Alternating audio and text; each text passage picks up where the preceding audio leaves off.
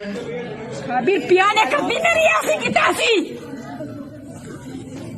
Comment करती है video पे, मैंने वो भी बंद करवा दिए थे इसके। किस नाम से कमेंट करती है?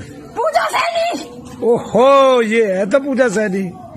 चलो, कमेंट करने के लिए धन्यवाद। कल भी सारे लाइक किए इसने, सारे रात को 7-7:30 बजे। तुझे क्या जोर पड़ता है? लाइक ये करती है, देखती है, तुझे क्या जोर पड़ता है? तू मेरे पीछे क्यों पड़ा है? कभी ने मेरी वीडियो किसी को फॉलो करती है ये? मेरी वीडियो किसी को देखने देगा कि नहीं देखने देगा? अरे वीडियो लाइक करती है, सारे वीडियो बिना देखे बिना सुने पहले लाइक करेगी, बाद में सुनेगी।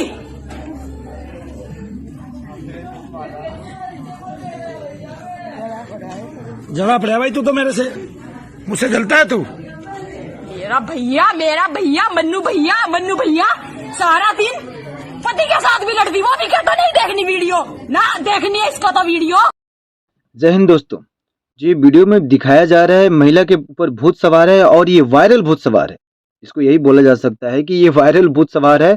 और ये वीडियो में महिला बता रही हैं कि हमारी वीडियो को किसी ने लाइक किया, फॉलो किया और कमेंट भी किया, लेकिन हमारा वीडियो देखा नहीं, स्क्रॉल कर दिया।